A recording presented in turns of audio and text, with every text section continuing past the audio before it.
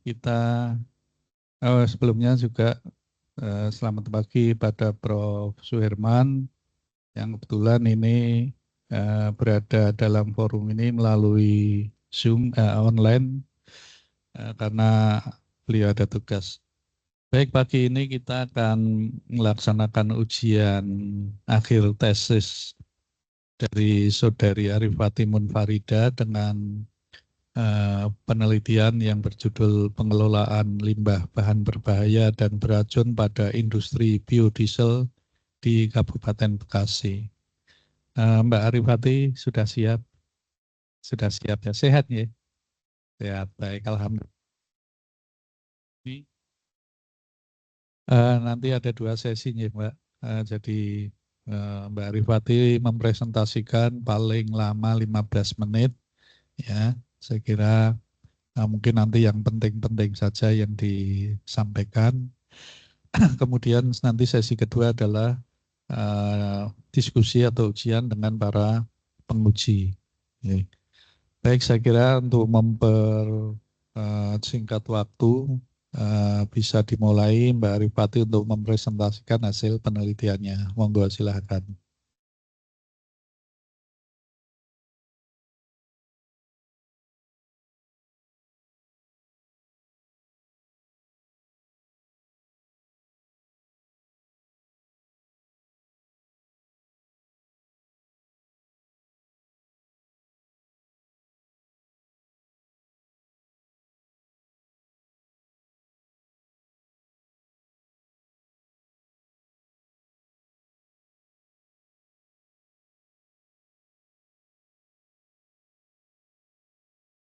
Bismillahirrahmanirrahim. Assalamualaikum warahmatullahi wabarakatuh. Selamat pagi. Yang kami hormati Profesor Dr. Engineer Suherman STMT, yang saya hormati Bapak Fahrudin STMT PSG, yang kami hormati Profesor Dr. Insinyur Hadianto STMSC IPU, yang kami hormati juga Bapak Dr. Insinyur Bambang Yulianto DA. Di sini saya Arifati Munfarida akan mempresentasikan tesis yang berjudul pengelolaan limbah bahan berbahaya dan beracun pada industri biodiesel di Kabupaten Bekasi.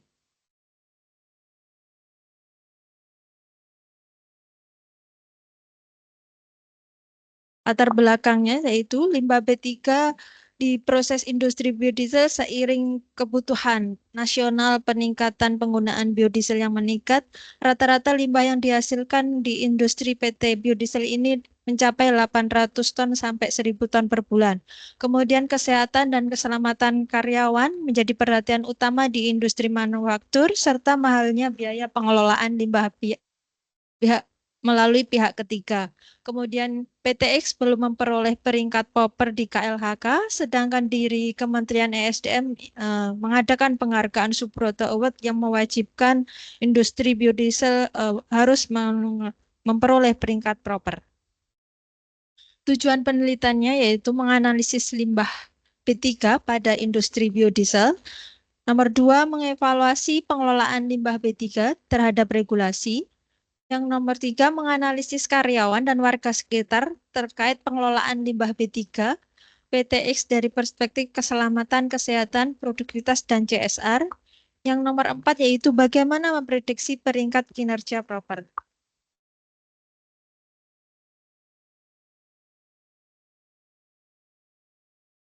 Kemudian untuk pembahasan, dari tujuan 1, menganalisis jenis limbah B3 di PT Biodiesel.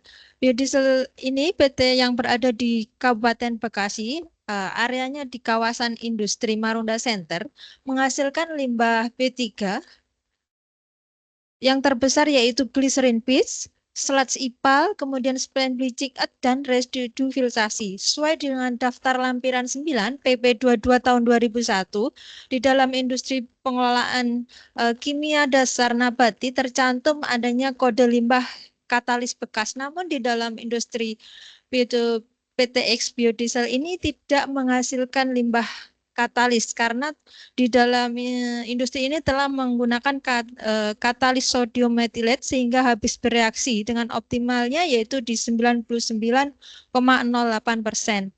Artinya setiap industri ketika melakukan inovasi, limbahnya menjadi nol atau bisa sesuai dengan produk SNI, maka akan tidak menjadi suatu limbah. Berarti ini suatu pengurangan limbah. Kemudian melakukan revisi dokumen rincian teknis, kemudian dilakukan revisi persetujuan lingkungan untuk diintegrasikan dalam izin lingkungan. Kemudian yang nomor 2 yaitu melakukan inovasi pada filter PES, limbah sludge IPA, dan melakukan inovasi pada drying untuk mengurangi jumlah tonase sludge IPA. Dari tujuan nomor 2, mengevaluasi pengelolaan limbah B3 terhadap regulasi. Di sini, sesuai ketentuan teknis PLB3, PTX terhadap regulasi proper telah mencapai di angka 77,08%. Jadi belum mencapai 100%. Kekurangannya yaitu di aspek pendukung 10% dan aspek beyond compliance-nya di 20%. Aspek pendukungnya sendiri yang telah terpenuhi yaitu masih di 7,08%. Jadi masih kekurang di 2,92%.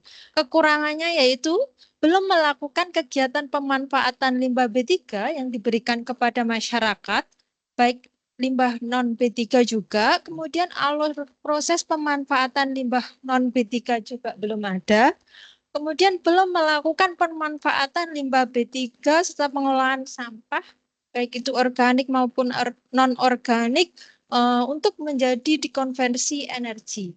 Ini termasuk dari aspek pendukung. Yang kurangnya dari itu 2,92%. Kemudian di aspek beyond compliant, kurangnya yaitu 20%. Kekurangannya yaitu produk teknologi pengolahan limbahnya belum mendapatkan hak paten.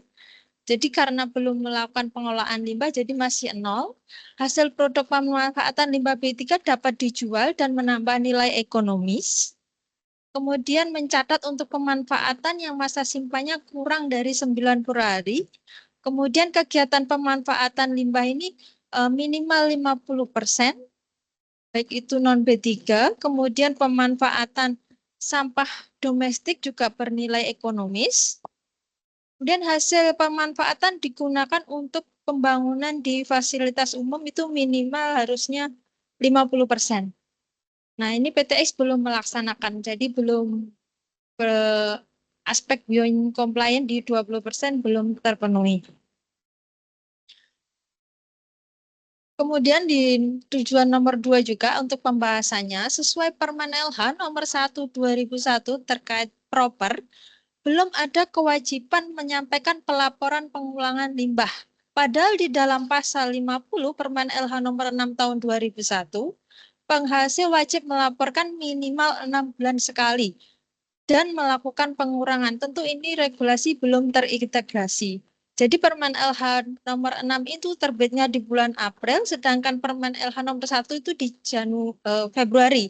Jadi kedua permen ini belum terintegrasi, dan di dalam peraturan yang terbaru Permen LH nomor 14 terkait denda administrasi pun belum mencantumkan terkait pengurangan limbah dan pelaporannya. Kemudian yang nomor 2, PTX ini belum memiliki dokumen DRT atau dokumen rincian teknis untuk limbah non B3. Yang mengacu Permen LH nomor 15 tahun 2001 tentang pengelolaan limbah non B3, yang tentunya apabila diintegrasikan di dalam Permen LH 14 ini akan terkena denda 5 juta. Kemudian yang nomor 3, menganalisis karyawan terhadap pengelolaan limbah B3 dari perspektif keselamatan, kesehatan, dan produktivitas serta CSR. Hasil analisis pengelolaan limbah B3 menunjukkan respon karyawan dan warga sekitar yaitu keselamatan di 97%, kesehatan 93%, produktivitas 99%, kemudian minimalisasi limbah 96%, proper 97%, kegiatan CSR-nya yaitu 61%. Di sini nilai CSR masih menunjukkan angka yang rendah dibanding yang lain. Tentunya ada pun faktor-faktor yang mempengaruhi yaitu salah satunya warga perusahaan di sekitar Marunda Center ini belum mengenal atau belum mengetahui terkait istilah CSR. Kemudian tembok dari perusahaan ini tidak berbatasan langsung dengan warga sekitar, yaitu masih sekitar 2 meter sampai 2 kilo sampai 5 kilo lah berbatasan langsung dengan warga sekitar. Jadi belum mengenal dengan warga-warga di sekitar industri. Tetapi ini menjadi suatu tanggung jawab dari PT atau kawasan industri Marunda Center ini yang menjadi objek vital nasional. Kemudian PT X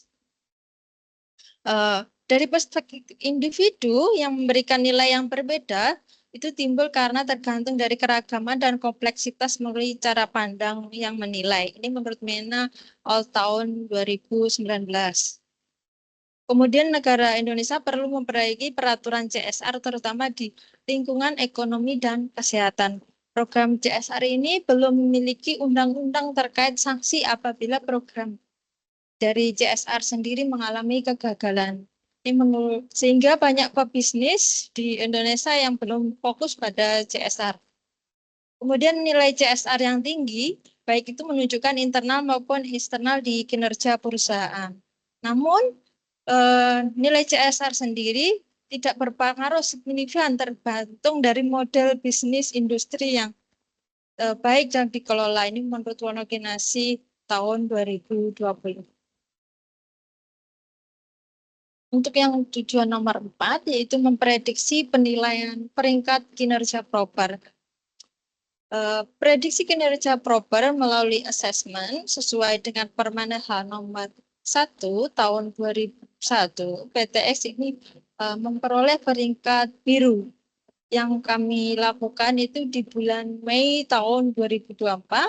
Kemudian di bulan Juli kami PTX melakukan pendaftaran ke KLHK dengan melengkapi persyaratan assessment yang telah kami lakukan sendiri. Kemudian di bulan September tanggal 27 keluarlah SK dari KLHK nomor 156 tahun 2024 yang menunjukkan PTX ini sudah menjadi lolos proper hijau dan menjadi kandidat biru. Kandidat hijau. Implikasinya penilaian mandiri ini bisa diterapkan pada perusahaan dengan memenuhi kriteria sesuai dengan di Permen LH nomor 1 tahun 2001. Kemudian untuk menjadi proper hijau, adapun dokumen yang harus dilengkapi yaitu 1. Dokumen rincian kinerja pengelolaan lingkungan atau DRKPL. Kemudian melakukan efisiensi energi. Efisiensi energi yaitu dari energi batu bara, kemudian energi listrik, kemudian ada gas penggunaan di HPP boiler. Kemudian yang nomor 3 yaitu pemanfaatan dan pengurangan limbah B3, non B3, serta melakukan daur hidup atau LSN, LCA, Life Cycle Assessment. Kemudian nomor 4 penurunan emisi.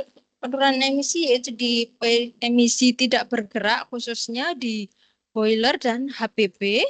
Kemudian nomor 5 melakukan tanggap bencana darurat atau tanggap kebencanaan di suatu perusahaan harus memiliki programnya. Kemudian nomor 6 yaitu efisiensi air dan penurunan beban pencemar. Jadi PTX ini belum melakukan efisiensi air sehingga belum melakukan recycle sehingga air yang digunakan masih cukup tinggi. Jadi belum banyak yang didaur ulang. Kemudian nomor 7 yaitu melakukan audit energi atau audit lingkungan juga. Ini PTX juga belum memperoleh audit energi. Kemudian untuk nomor 8 terkait keanekaragaman hayati juga belum ada.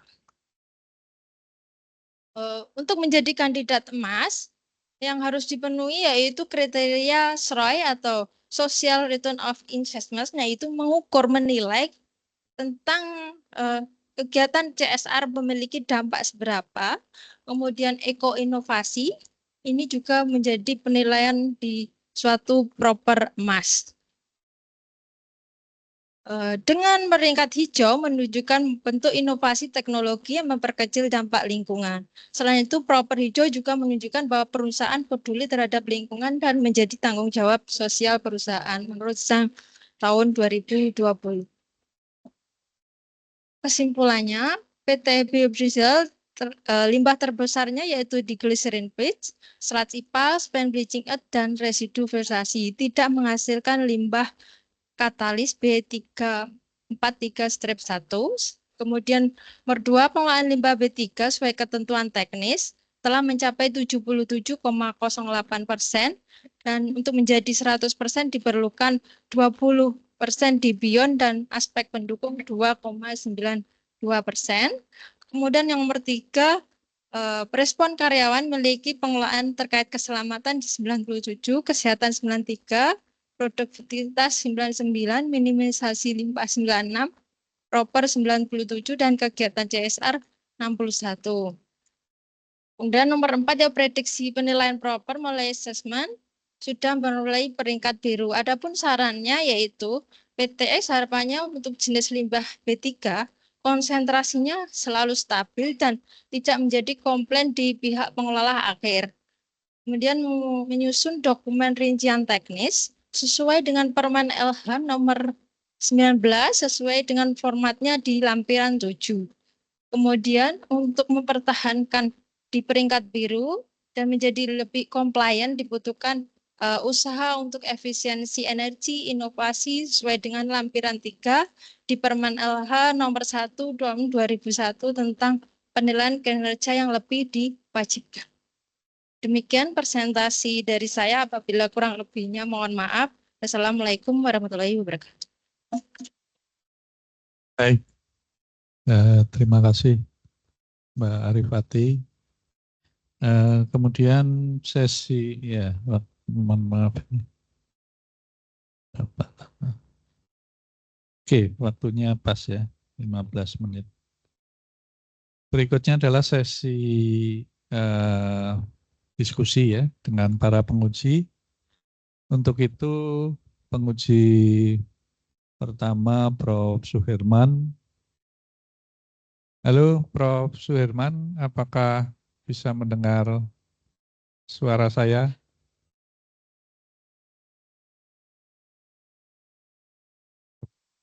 Prof. Suherman.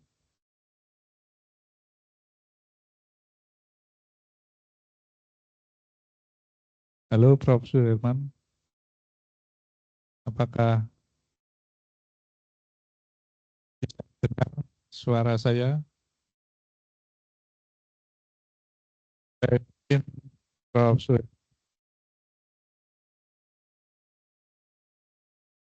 Untuk ujian pertama ini saya berikan ke Bapak Dr. Fakhrudin. Monggo Pak, untuk bisa memberikan berapa hal mungkin perlu di. Terima kasih Prof. Bambang atas kesempatannya. Saya diberi waktu berapa menit? 20. Pertama 20. 20 menit. Yeah. Baik, terima kasih atas kesempatannya. Yang pertama saya akan, setelah saya membaca dokumen ini, ternyata masih banyak kesalahan ini Mbak, sebenarnya kesalahan teknik ya, salah ketik dan sebagainya gitu. Jadi cukup banyak ini, sudah saya tandain, nanti bisa dilihat ya. Contohnya misalkan terkait referensi gitu ya. Referensi itu banyak yang belum ada di daftar referensi gitu. Oh, jadi gitu. makasih. Ya, terus kemudian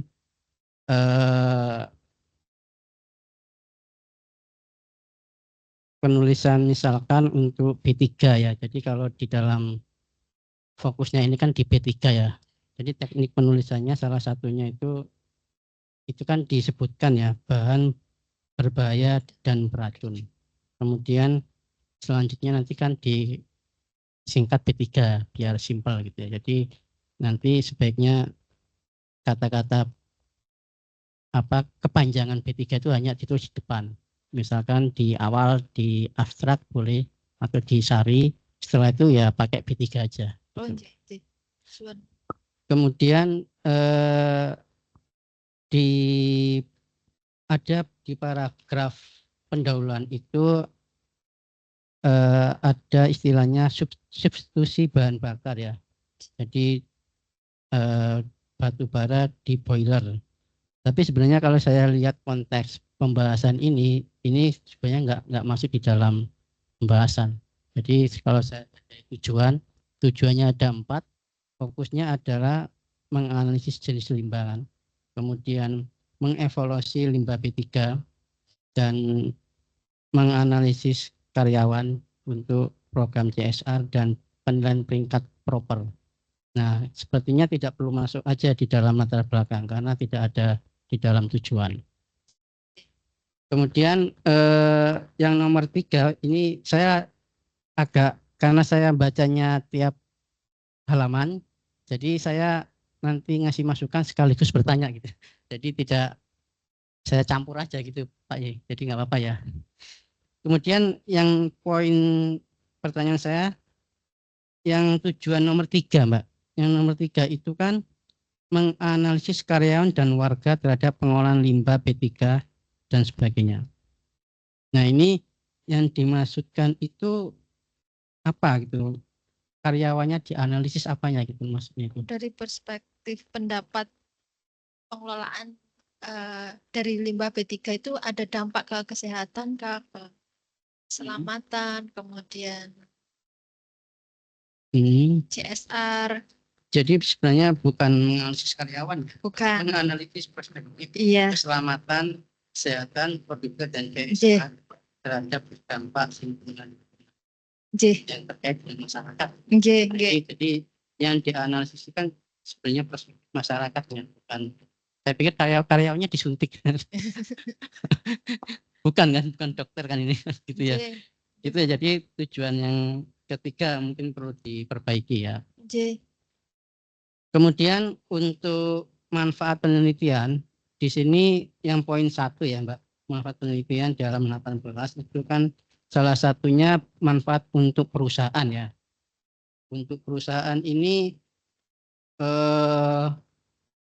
kalau di dalam teknik penulisan itu hasil penelitian dapat dan seterusnya, kemudian kalimat berikutnya hasil penelitian juga.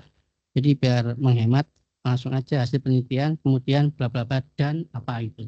Jadi gitu ya. Nah ini sudah saya tandain, ada banyak yang juga beberapa itu misalkan penulisan huruf kecil tapi ditulis gede gitu. Misalkan di sini di halaman 19 itu dari data dianalisis secara deskriptif dan dikaji. Nah di analisis itu kan kata kerja ya, itu kan harusnya digabung kan. Jadi banyak yang di sini teknik penulisannya belum diperhatikan dengan baik gitu ya. Kemudian regulasi sebaiknya kecil ya. Oke. Terus kerangka berpikir. Di kerangka berpikir ini saya masih belum bisa memahami dengan baik. Jadi ini kan kalau saya lihat ini kan arahnya kan yang pertama bagaimana pengolahan B3 ini bisa sesuai dengan peraturan pemerintah, baik peraturan KAHI sama peraturan di PP ya, PP 22 itu. Nah itu kan ada 2 peraturan yang berbeda gitu. Nah, satu yang terkait dengan proper sendiri, satu lagi terkait khusus untuk pengolahan limbah B3-nya. Nah, kalau dilihat di sini pengumpulan data dan pengolahan ini panahnya kok tidak jadi satu gitu. Jadi ini ada yang ke arah proper, kemudian ada ke arah regulasi. Ini maksudnya gimana? Rangka berpikirnya ini. Nanti saya cek lagi. Ya. Bisa dijawab nggak? Maksudnya ini juga pertanyaan gitu. Kenapa kerangka berpikirnya itu? Karena ini mindsetnya itu kan mindset mengikuti regulasi atau nanti naskah akademik ini bagian dari kritik ke regulasi. Nah ini yang perlu garis bawahi. Kalau ini menjadi masukan untuk regulasi, berarti tentunya kerangkanya berpikir dari regulasi. Tapi kalau kerangkanya itu dari data akademik ini nanti dipakai untuk kritik regulasi, berarti ya mestinya sumbernya satu gitu, dari data, kemudian Anda analisis. Setelah analisis nanti satu ke kebutuhan proper, satu ke kebutuhan regulasi misalkan. Cuma ini saya lihat setelah pengumpulan data kok ke arah evaluasi PP gitu. Nah, tidak ada yang terus data ini dipakai apa gitu kan, belum dianalisis. Kayaknya saya belum begitu paham cara berpikirnya. Bisa nggak dijelaskan? Jadi munculnya kerangka berpikir ini dari limbah B3, kemudian limbah B3 itu kan harus melalui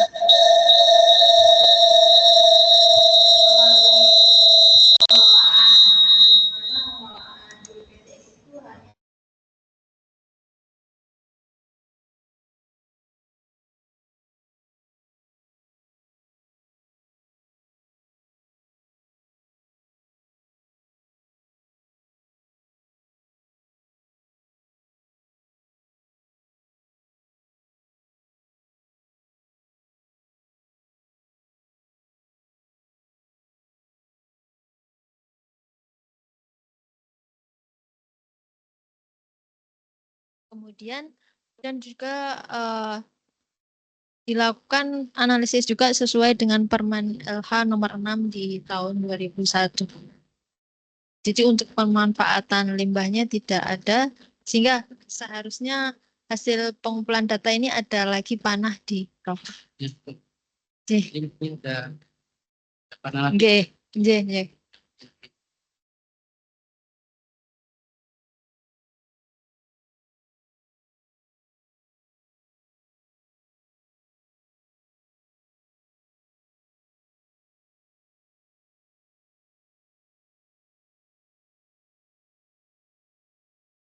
kemudian di metode Mbak, halaman 30 ya. Jadi saya lihat memang ini metodenya kan cukup banyak ya.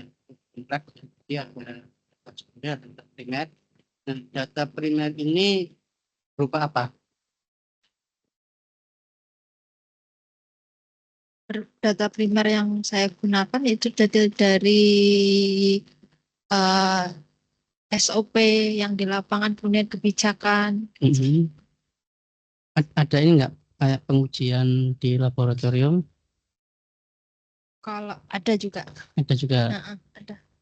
Kemudian ada Kita cocokkan sesuai apakah hasil dari laboratorium, misal untuk analisis udara ambien ataupun di air, kita cocokkan untuk di regulasi PP 22 tahun 2001. itu maksudnya data perusahaan. Dari perusahaan ada. Dari perusahaan sudah ada, oke. Kemudian yang Bu Ida lakukan ini surveinya itu dilakukan sendiri juga atau dari perusahaan juga gimana? Saya sendiri, perusahaan nggak ada. Oh, berarti ini data yang sama maksudnya. Iya. Ya. Nah, di dalam metode itu dijelaskan metodenya deskriptif, kualitatif, kuantitatif. Itu kan metode itu kan apa ya, cara kita gimana mencapai suatu tujuan.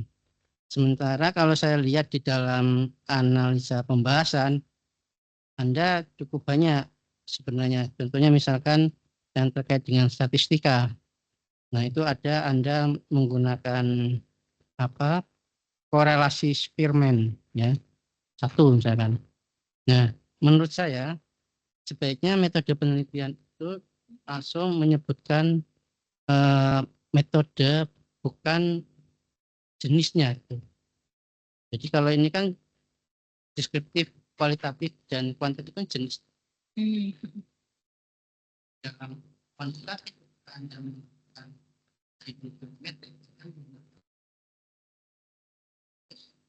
Dari saintifik itu bisa dipakai untuk penjelasan di metode. Jadi metodenya sebaiknya nanti lebih langsung ke saintifik pakai. Kemudian kalau yang tadi dengan bisa mapping,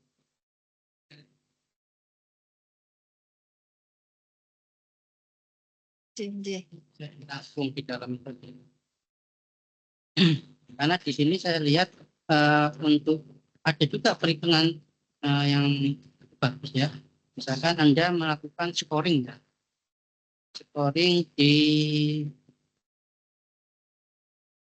halaman 37 itu ada Anda melakukan kualitatif hasil penilaian kuesioner. Nah, itu yang dimasukkan ini metode dan scoring. Jadi itu yang diperlukan. Jadi setelah itu baru metode. Kita bicara metode awalnya itu resume dan metodenya apa. Oh, oke. Kemudian melakukan halaman 37. Kemudian halaman 32. Saya lihat di tahap penelitian mengapa di mungkin tangannya itu besaran. Biasanya kalau bicara di literatur ini konsepnya apa?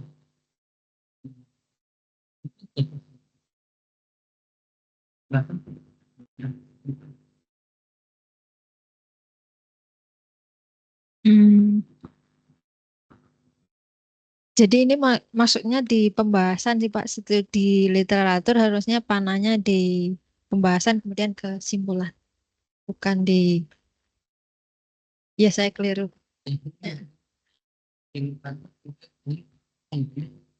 Iya, harusnya di pembahasan kemudian di compare dengan literatur.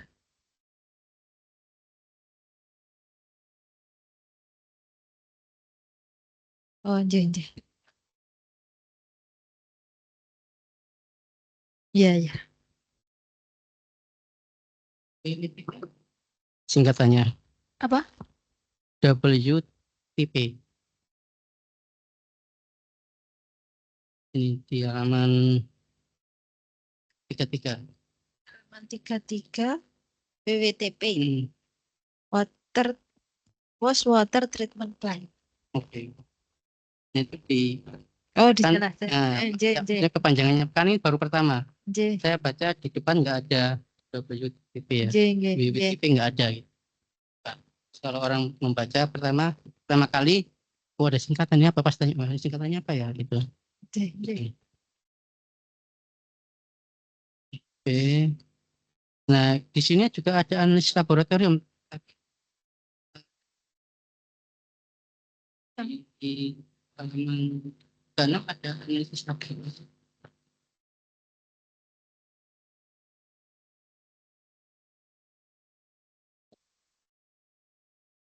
Oh, analisisnya ini yang dimaksud di terkait proper itu kalau misalnya limbah cair itu sesuai nggak dengan peraturan di PP 22 tahun 2001, analisnya komplain nggak komplain gitu. Itu masuk di dalam penilaian proper di tujuan nomor 4. Gitu. Iya.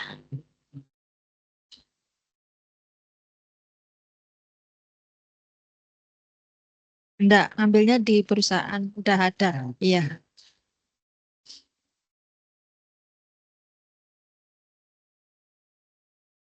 Ya.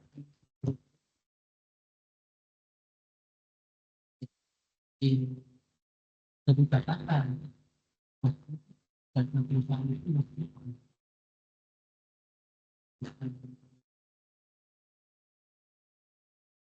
Oh, jadi. data sekunder. Ya. Nggih. J. Ya. Jadi biasanya kalau kami saya nguji gitu ya, oh ini enggak, pasti ditanya nanti berapa sampelnya, ya berapa sampelnya kita kan ada bukti gitu kan, ya gitu. Jadi karena ini data perusahaan maka bisa Anda masukkan di dalam data sekunder atau masuk di analisis deskriptif ya atau apa. Nah kemudian untuk penulisan ini tadi halaman 37 itu kriteria nilai ya. Jadi ada variabel, ada ini, tapi yang di atas 32, yang di bawah 31 rumusnya. Harusnya 31 dulu baru 32. Oh iya. Iya, iya. Urutnya kebalik. Iya, rumusnya Pak ya. Ya. Penomoran. Kemudian saran juga di halaman 41, maaf 39.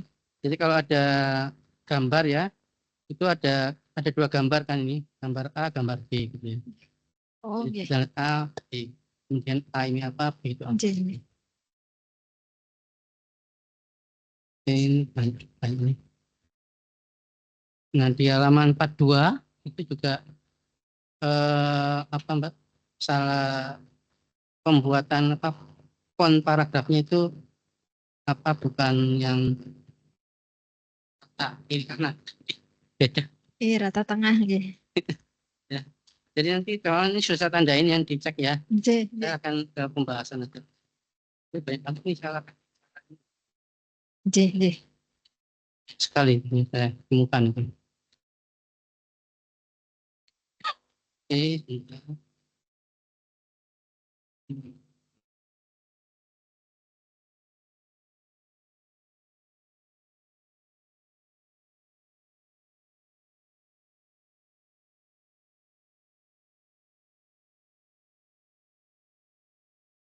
Ini tadi disebutkan nilai PLB3 itu indeksnya 77,8. Ini cara menghitungnya gimana? Ada di websitenya Pak. Jadi saya masukin ketentuan yes no gitu ada. Di website dari KLH? Iya, KLH. Tapi Anda masukkan input parameter? Iya, parameter masukin. Terus ada nggak dokumen yang dilampirkan? Iya, sama dokumennya dilampirkan. Itu di iya, simpel. Sehingga keluar angka 77,8.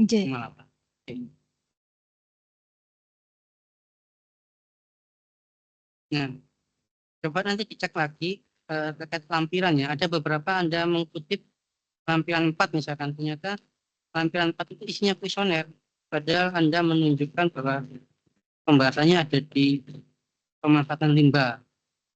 Jadi nggak sesuai dengan Suwun, Pak.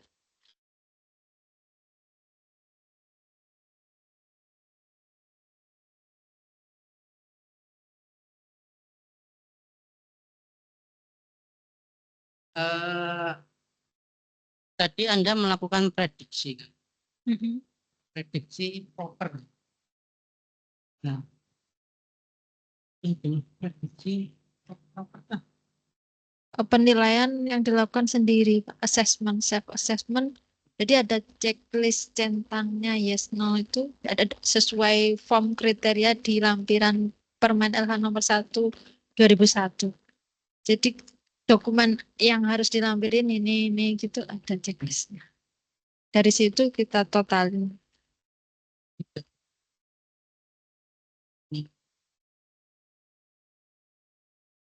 Oh, ya.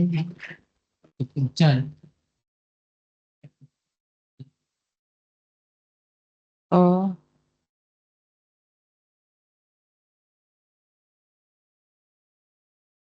Oh, ini. Oh, penilaian. J.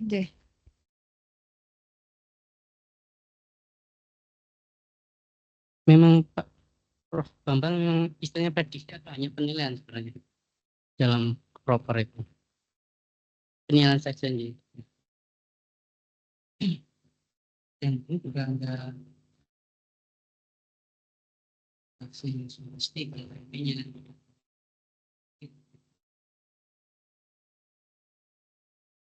Oke.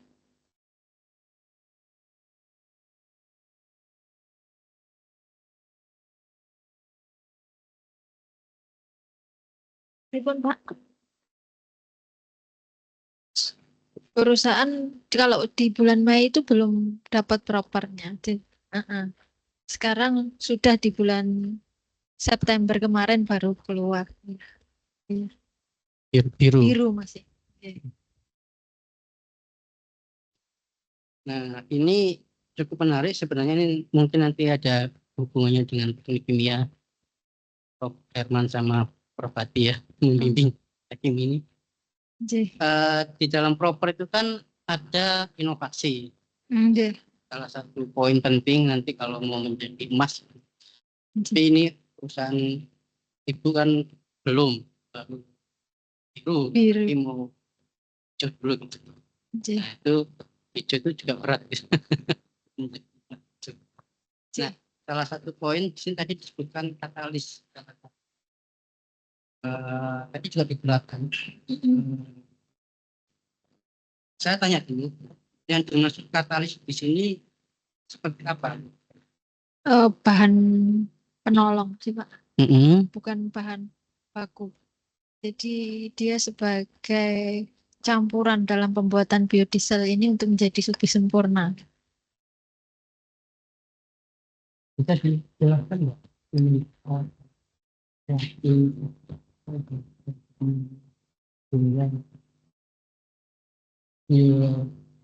sempurna tadi. Oh, harus ada dengan stokiometrinya ya, Pak. Ini pasti ada rantai kimianya gitu kan. Iya, Jadi iya. kan disebutkan katalis ini kan berfungsi untuk apa, memperbaiki ya, sehingga biodieselnya jadi sempurna. Itu maksudnya sempurna gimana ya? Jadi di sini kan menggunakan Tadi coba ditunjukkan Mbak slide-nya tadi, slide yang tujuan saya slideshow dari sini.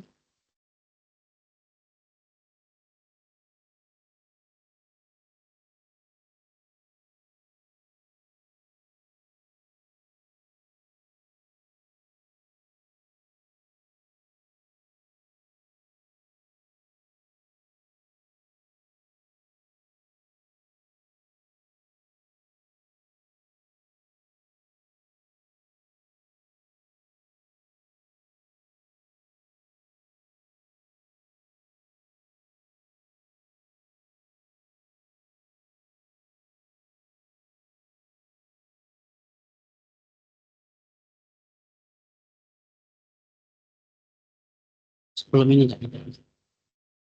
Nah ini, coba jelasin.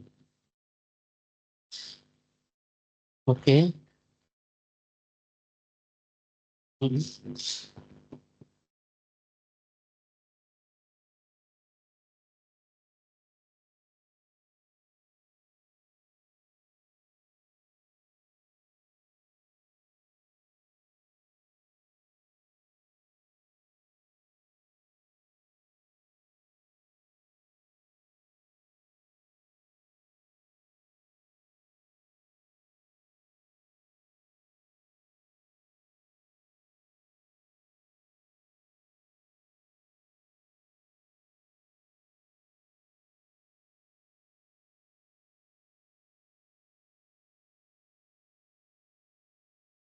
Iya.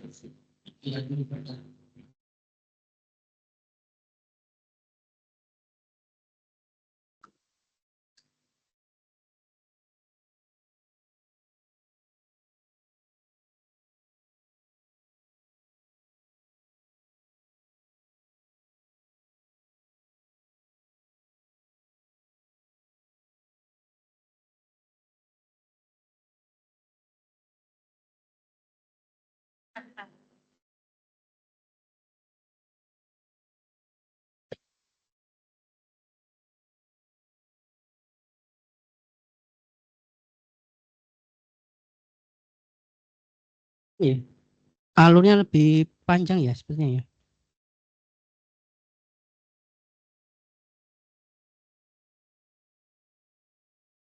Oke. Tapi di sini di halaman 6 saya ada paragrafnya gitu, saya nggak paham. Artinya setiap industri memiliki inovasi proses tersendiri dengan tidak menghasilkan limbah katalis, tapi tetap menjaga kualitas produk di atas tersebut. Maksudnya limbah katalis gimana? Jadi di dalam lampiran 9 PP 22 tahun 2001 bahwa limbah dari produksi oleochemical dasar nabati itu memiliki 4 kode limbah, yaitu glycerin pitch, sludge IPA, residu filtrasi, sama katalis. Nah, di industri saya ini yang katalisnya tidak ada. Jadi yang dihasilkan hanya 3 jenis. Kode limbah ini udah ada di lampiran 9. Tabel 3 PP 22 tahun 2001. Iya, kalau menggunakan katalisnya bukan sodium metilat mungkin ada itu limbah padatnya. Jadi reaksinya nggak sempurna. Kita menggunakannya sodium metilat yang diproduksi sendiri, inovasi dari PT anak perusahaannya. Nah, inovasi ini itu kan bagus sebenarnya. Karena saya tidak memahami inovasi di dunia ya. Ini kan bagian dari chemical engineering sebenarnya. Nah, lebih baik lagi kalau misalkan ini memang benar-benar istilahnya inovasi, bisa nggak dikasih referensi? Oh, ini ternyata memang belum ada penelitian terkait dengan apa inovasi ini gitu, dan itu bisa dipakai untuk kalau nanti sudah hijau bisa inovasinya. Contohnya ya, contoh proses untuk mengurangi limbah itu kan bagian dari inovasi. Tapi di dalam ini PTX kalau residu filtrasi katalis tuh sedikit Pak. Jadi kalau proper tuh harus limbahnya yang menghasilkan limbah yang terbesar itu baru dinilai. Oh gitu. Kalau limbahnya yang kecil-kecil itu belum dinilai. Skornya sedikit gitu. Kecil. Iya. Tapi paling tidak ada ya inovasi. Iya. Selalu improvement tuh ada Pak dari manajemen tuh tiap tahun tuh gimana caranya saving cost, kemudian pengelolaan air juga gimana biar efisiensi itu selalu ada, terus kita selalu improvement terus menerus. Ya. Kemudian terkait regulasi ini kalau saya lihat di sini kan regulasinya tidak terintegrasi, jadi ada permen ya, permen LHK nomor 6 sama permen LHK nomor 1 gitu ya. Dan kemudian ya itu sama di permen ya. Ini sebenarnya kan saran yang bagus sebenarnya. Bisa dijelaskan kenapa permen ini bisa nggak connect gitu ya connect, Pak. Jadi di peraturan proper itu kan di Permen LH nomor 1 2001 terbitnya di bulan Februari. Sedangkan di pengelolaan limbah kalau Permen LH 1 terbitnya bulan Februari. Sedangkan Permen LH nomor 6 2001 itu bulan April. Mestinya pengurangan limbah itu harus connect dengan proper. Namun di sini KLHK tidak mengkonekkan di Permen LH nomor 6 ini. Harusnya di proper itu ada revisi lagi gitu. Harusnya di proper. Iya. Selisih 3 bulan. Beda. Nah itu. Gimana? Tim penyusun peraturan. Saya dengar timnya juga dari Undip.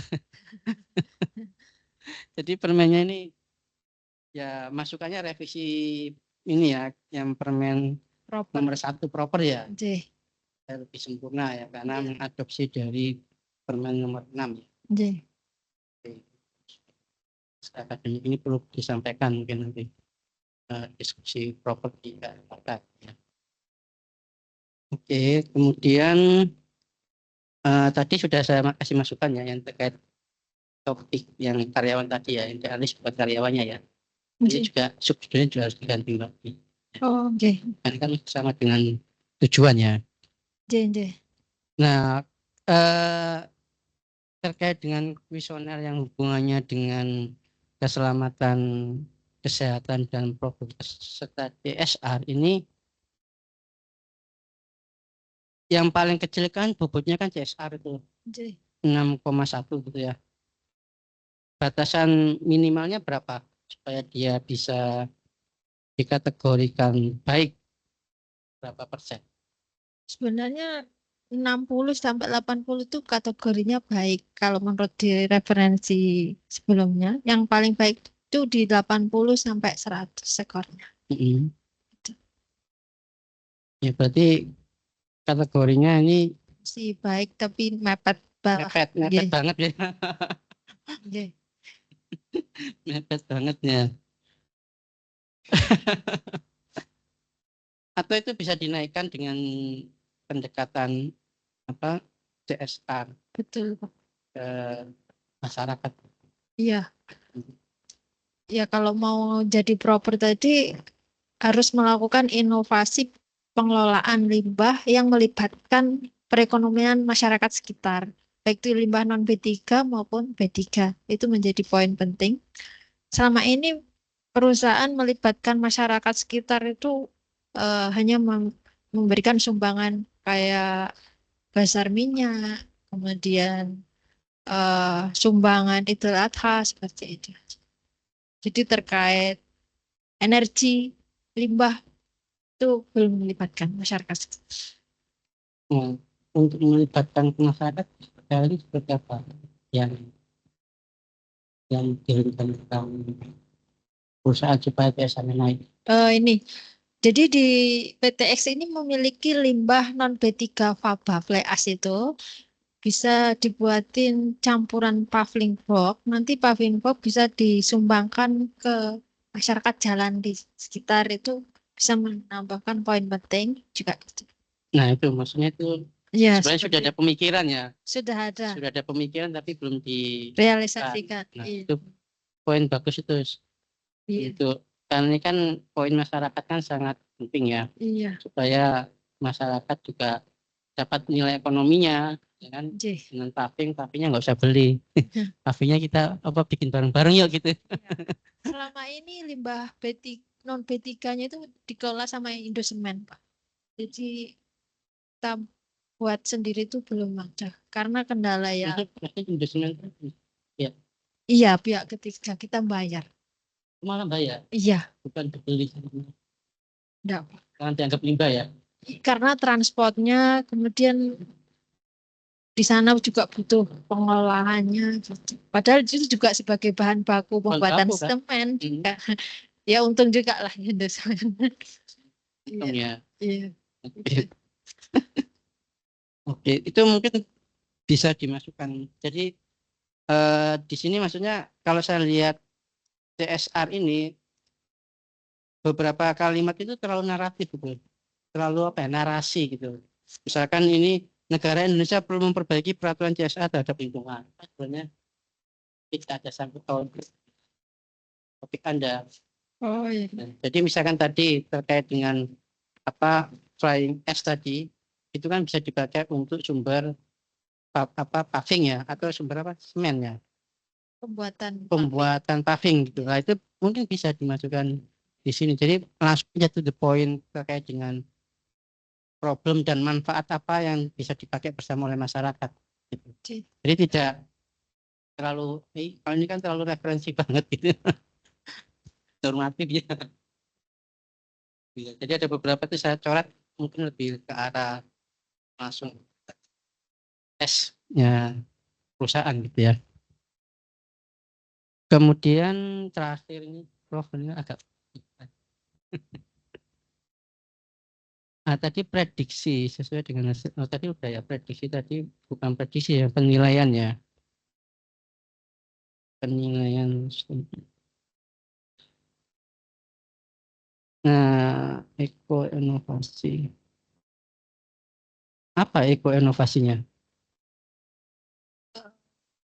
Kayak pemanfaatan teknologi pengolahan limbah, air, segalanya sih Pak. Ya bisa dispesifikkan. Eh, Jadi misalkan katalis tapi. iya, kalau untuk propermasnya. Jadi ini kan ya itu tadi cara Iya. tidak apa sih inovasinya J. diusulkan gitu kan. J. Cukup Prof.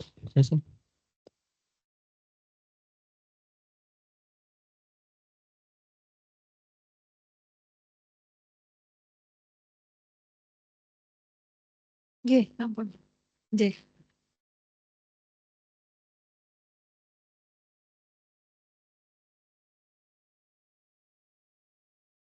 J.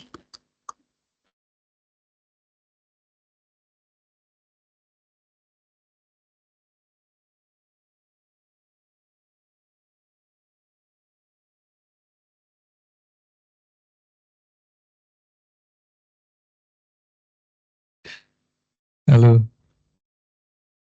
Oke. Kok hilang ya? Apa sedang ada acara ya? Diputus ya, Prof. Firman? Baik, mungkin saya dulu gitu ya, Mbak Rifati, sambil menunggu Prof. Firman ini, kemungkinan tadi sepertinya masih di mobil tadi, mungkin hilang sinyal ya. Mungkin nanti setelah sampai di tujuan baru bisa buka. Baik, mungkin untuk saya ya, karena ini sifatnya ujian, jadi mungkin saya memberikan beberapa hal pertanyaan.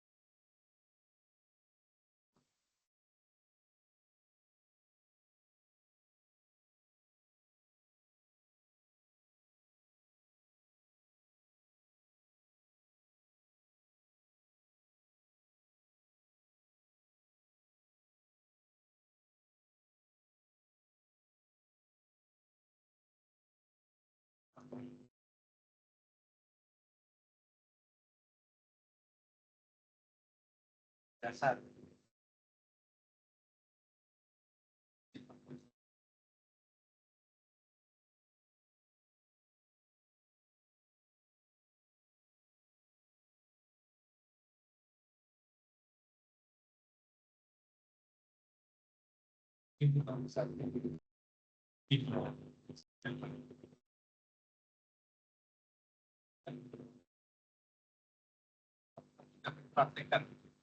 Sudah Pak, contohnya itu penggunaan dari residu filtrasinya FAME ini sebenarnya menggunakan radiolet.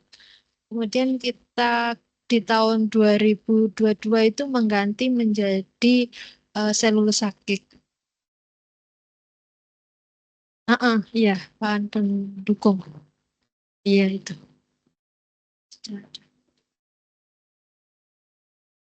Pada prosesnya masih sama, alat-alat filtrasinya masih sama. Iya. Di akhir ini untuk jadi limbah, untuk inovasinya belum ada. Iya. Masih, Ya,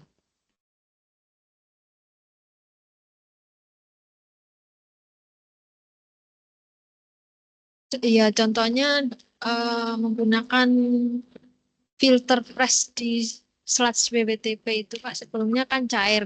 Kita punya namanya screw press. Itu sudah agak lebih padat daripada sebelumnya. Sehingga ya, volume sludge-nya menjadi sedikit.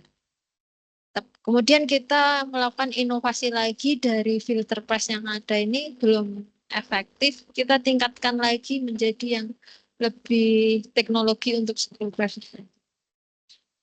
Itu salah satu ini sudah. J.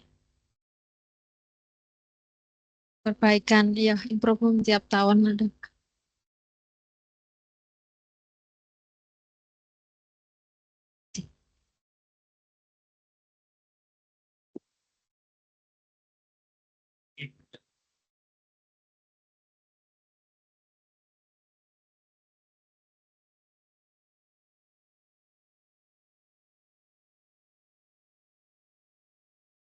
Kalau 100% belum mengikuti, yang belum tadi diantaranya belum melaporkan pengurangan yang setiap 6 bulan sesuai dengan Permen Hal nomor 6 tahun 2001 tadi.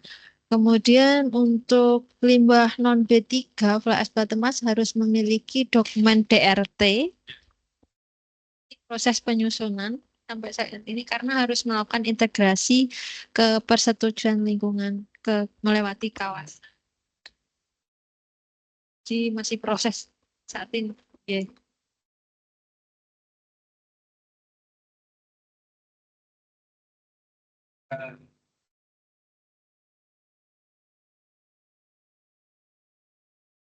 Selama ini belum ada karena itu di luar, kalau pengurangan limbah tadi tidak masuk penilaian proper ya, jadi belum ada konsen ke situ sih.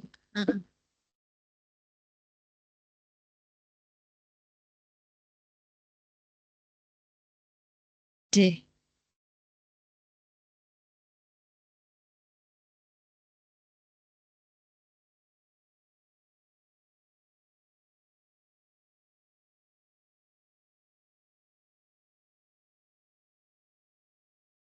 Kalau secara hitung-hitungan di Vestronic, manifest dan tanda terima elektron itu sudah memenuhi semua. J. Tidak ada. J. J. Di laporan tanda tangan elektroniknya sudah sesuai.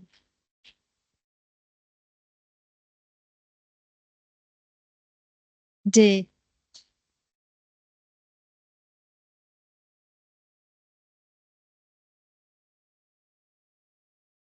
J.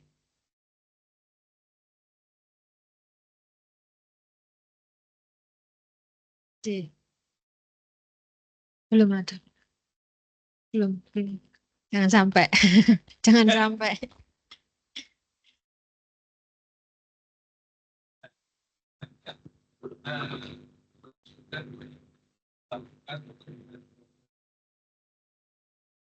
J.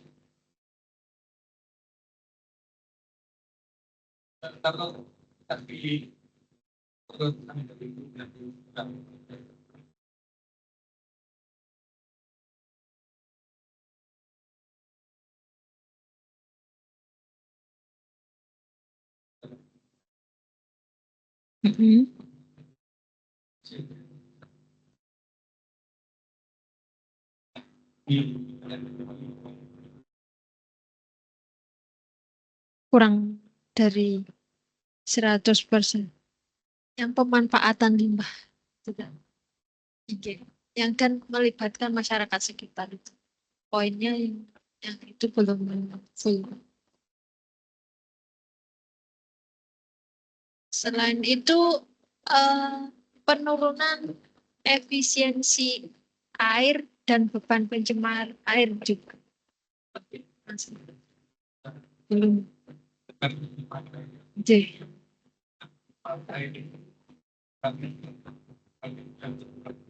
J. G.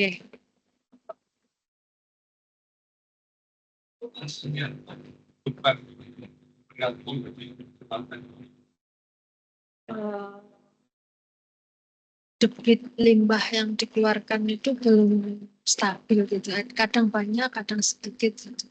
Kadang COD-nya tinggi, kadang COD-nya rendah. Jadi kalau dikalkulasi masih belum ada pengurangan. Selain itu untuk air yang digunakan, air baku raw waternya itu menggunakan air PDAM. Nah, ketika air PDAM itu masuk dengan limbah yang dikeluarkan ke IPAL kawasan itu masih belum ada recycle penggunaan lagi di industri. Jadi ini belum efisiensi air itu belum turun.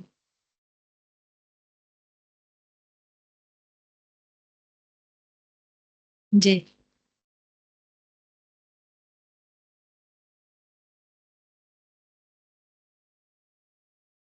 J. Oke.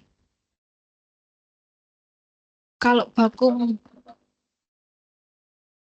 baku mutunya masih di bawah. Masih di bawah. Beban pencemar itu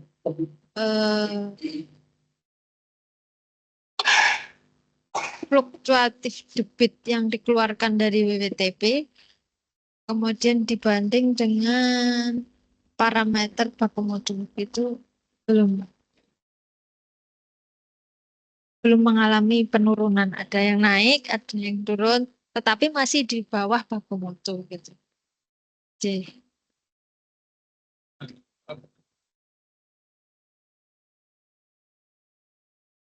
Ya, masih memenuhi untuk standar.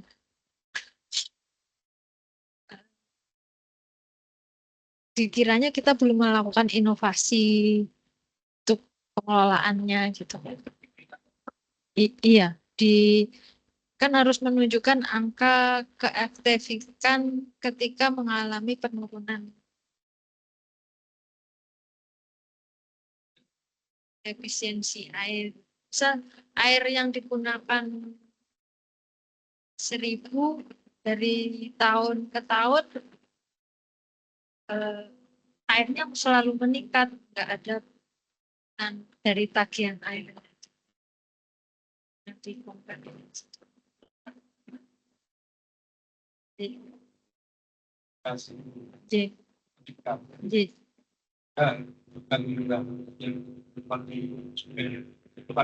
Ke IPEL, Pak. Ke laut. Jadi kawasan industri itu mempunyai titik effluent limbah cairnya itu ke laut langsung dimonitoring pakai Sparing online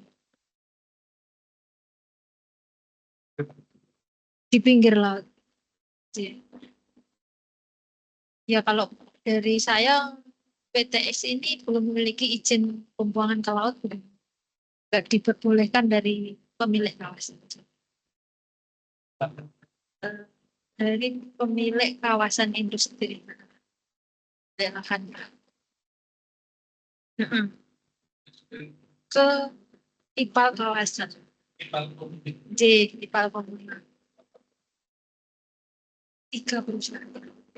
J. Semua sel sama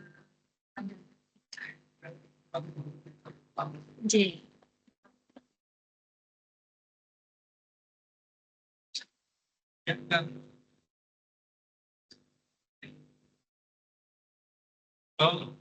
Iya, iya.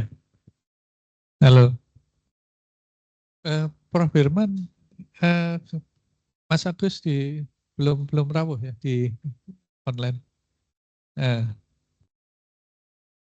Iya. Oke, jadi itu ya. Kemudian ini tadi kan mengenai bahan pencemar ya. Penilaian.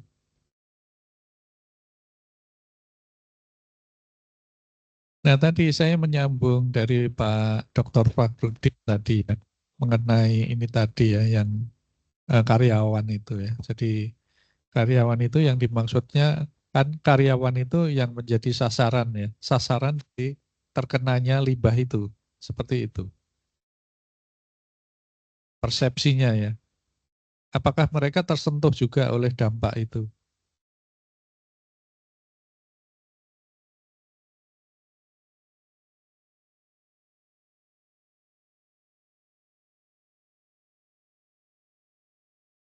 Tidak ada dampak negatif terhadap karyawan itu. Eh,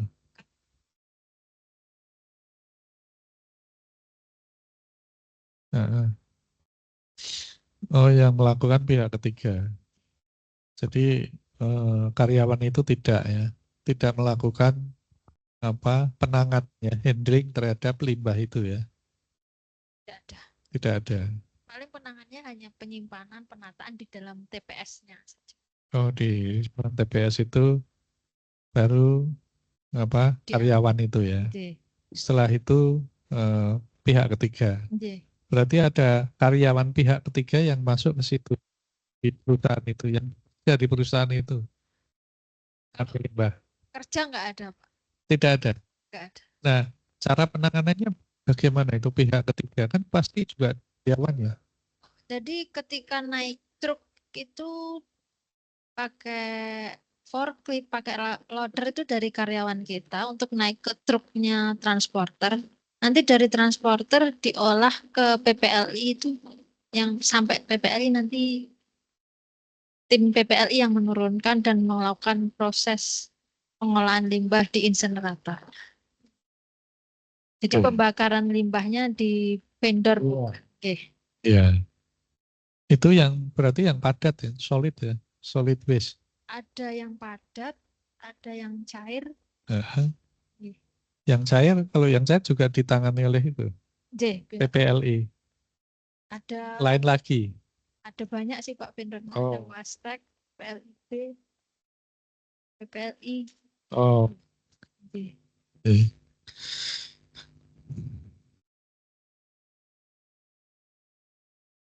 Nah ini tadi saya tertarik tadi untuk proper itu agak terhambat peran dari CSR yang ke masyarakat itu ya, yang tidak memanfaatkan limbah itu untuk bisa dimanfaatkan oleh masyarakat. Apakah memang begitu? Artinya apakah karena memang limbah itu tidak bisa di recycling atau di reuse, itu seperti apa? Memang tidak bisa.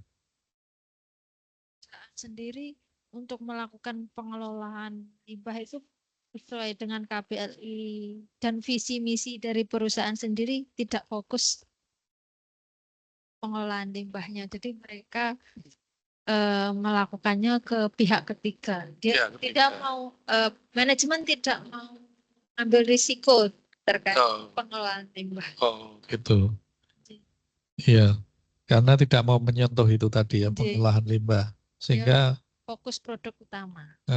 Sehingga ke masyarakat itu juga tidak perlu begitu ya, artinya karena sudah ditangani pihak ketiga begitu ya. Oke. Nah, apakah hal ini yang menjadikan proper itu menjadi terganggu lah? Apakah seperti itu? Salah satunya itu juga ada banyak faktor juga. Ya, salah satunya itu. Apakah kalau salah satunya itu kalau tadi melihat tujuan dari perusahaan yang tidak mau mengolah limbah itu, apakah itu akan menjadi hambatan terus untuk meningkatkan peringkat proper? Kan berarti tidak menyentuh lagi masyarakat kan itu sampai nanti gitu kan?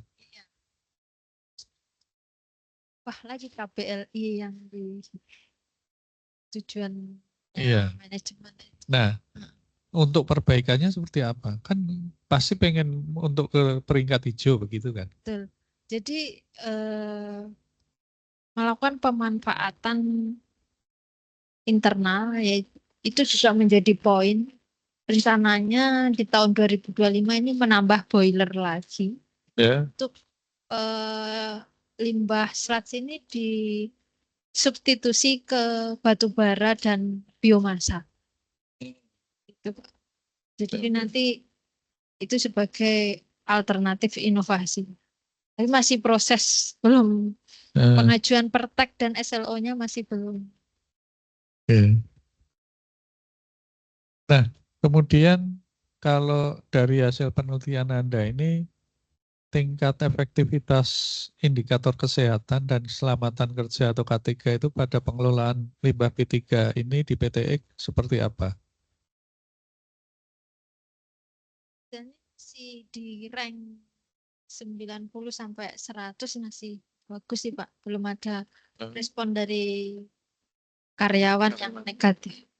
Ya karena tadi Terkait. tidak menangani sendiri. Ya. Jadi apakah di perusahaan itu ada orang-orang K3-nya ada kan? Ada, Pak. Nah itu perannya apa dari K3 itu? Kalau ketiga terkait kesehatan dan keselamatan memantau terkait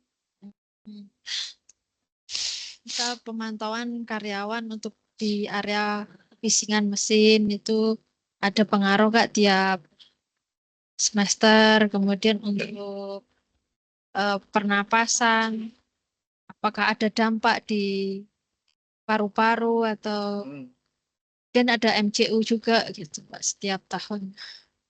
Kesehatan dari misalnya paru-paru tadi. Nah Iya. itu kenapa kok paru-paru itu jadi sasaran misalnya? Apakah ada potensi untuk apa menyebabkan dampak ke paru-paru? Contohnya pekerja operator loader itu Pak di area batubara kan sering untuk loading batubara ke konveyor hopper itu. Nah itu kita lakukan pengecekan juga pemantauannya setiap 1 tahun sekali karena di sana batubaranya lumayan cukup banyak dan instan untuk operator tersebut. Ada shift-shiftan juga sih sampai 3 shift gitu. Oke, yang terakhir, nah berdasarkan hasil penelitian Anda ini, kira-kira rekomendasi apa yang perlu dilakukan untuk pengolahan limbah di PTX ini? Rekomendasinya yaitu melakukan revisi dokumen rincian teknis tadi, mengeluarkan kode limbah, kemudian melakukan inovasi filter press di sludge ipalnya untuk menjadi lebih kering lagi, untuk jadi sludge drying. Nanti kalau udah kering bisa diinovasikan untuk pembakaran substitusi di batu bara boiler. Kalau sludge-nya basah otomatis kandungan airnya tinggi juga mempengaruhi dalam pembakaran pemanfaatan limbah. Energinya menggunakan batu bara. Campuran batu bara dan biomasa cangkang gitu juga. Ya, berarti kan melalui pembakaran kan ya itu ya. Tidak pakai apa solar apa itu. Untuk genset hanya untuk arjen aja sih Pak.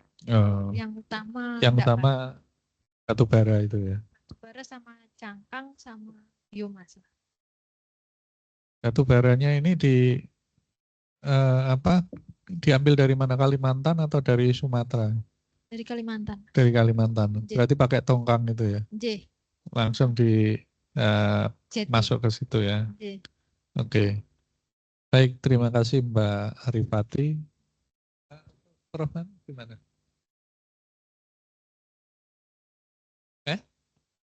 Oh gitu. Berarti anu ya. Kalau Prof Badi pembimbing ya. Kalau Prof Herman nyusul. Oh iya. Oh iya. Oke. Baik, saya kira gitu Pak Fakhrudin karena Prof Hadianto sama Prof Herman ini berhalangan ya. Jadi nanti ujian sendiri-sendiri. Nah, ini kita yang sudah menguji ini nanti memberikan nilai saja di apa berikutnya. Jadi mungkin kita belum bisa menentukannya ya Pak Mas Agus untuk apa hasil lulus tidaknya begitu. Menunggu kan berarti ya, menunggu dari